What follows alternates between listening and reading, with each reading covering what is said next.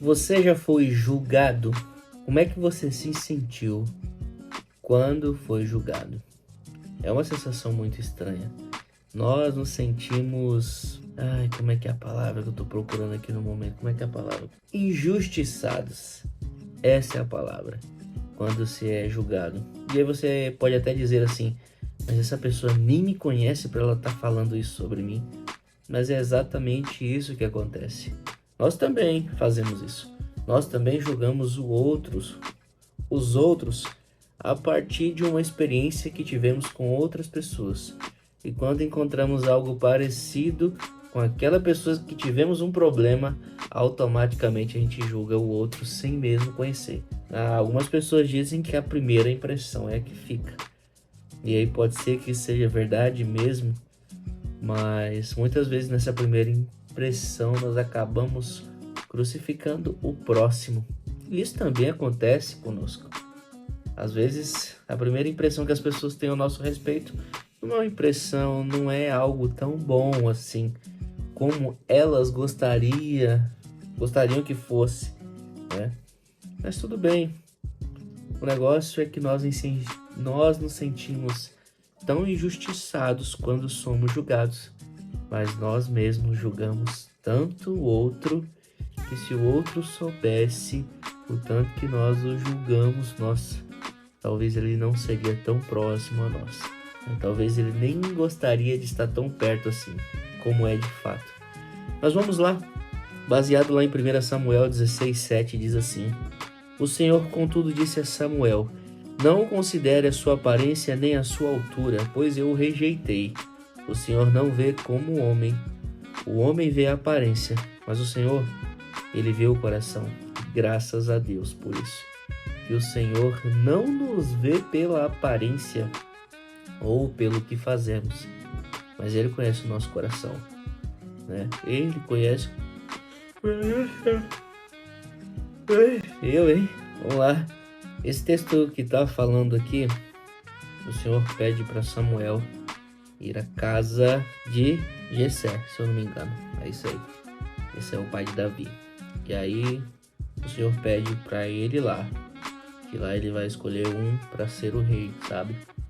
E aí Samuel chega lá e Jessé tem vários filhos, se eu não me engano, 7 filhos. Eu li aqui mais cedo. E aí Samuel, quando chega, olha um, pá, legalzinho.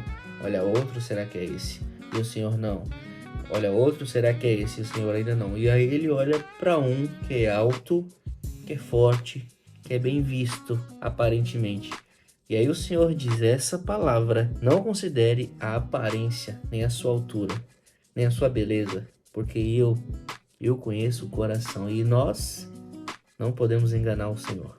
O Senhor não tem como enganar, porque Ele conhece a essência, Ele conhece o coração. E falando sobre julgamento, eu vou falar o nome de um cara aqui, Judas. Você conhece Judas? E quando eu falo sobre Judas, inclusive já até brinquei algumas vezes aqui, se tivesse um filho eu colocaria o nome dele de Judas. E aí minha esposa logo fala: para com isso. Ou minha mãe também fala: que ideia, nada a ver. Porque automaticamente nós lembramos do Judas traidor. Mas eu não estou falando exatamente sobre esse Judas. Eu estou falando do Judas, irmão de Jesus, do Judas que escreveu o livro de Judas. E olha o que o irmão de Judas, Tiago, diz assim: Todos tropeçamos de muitas maneiras, mas se alguém não tropeça no falar, tal homem é perfeito, sendo capaz de dominar o próprio corpo. Então é fácil. Se nós não tropeçarmos no falar, nós seríamos perfeitos. E como nós tropeçamos no falar? Como nós tropeçamos na maneira de julgar as pessoas, sem mesmo conhecer? Automaticamente. Eu tinha um pensamento a respeito de algumas pessoas que se elas não trabalhassem em certo lugar, como é que a vida delas seria? Eu ficava pensando, como é que essas pessoas, como é que vive, como é que funciona? Só porque elas não frequentavam o mesmo meio que eu frequentava, sem conhecer a realidade do outro. E eu estava julgando mal, mas eu julgava assim, como é que isso pode acontecer? Como é que funciona isso? Mas não. Nós julgamos as pessoas sem conhecer a história, sem conhecer a sua vida em si. Nós, na verdade, nem precisamos estar sabendo da vida do outro. Mas é um erro que nós cometemos, em julgar o que o outro pode pensar, o que o outro está pensando, o que o outro vai falar, o que o outro pode fazer.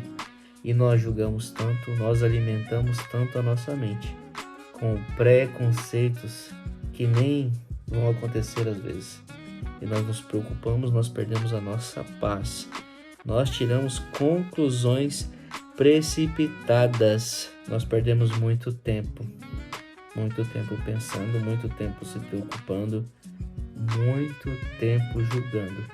E nos esquecemos do nosso foco e acabamos perdendo o que Deus tem para cada um de nós. Porque quando perdemos tempo julgando o outro, nós nos esquecemos e tiramos o foco do que o Senhor tem como missão para mim e para você. O Senhor não quer de forma alguma que nós venhamos tropeçar no falar, tropeçar no julgamento do outro.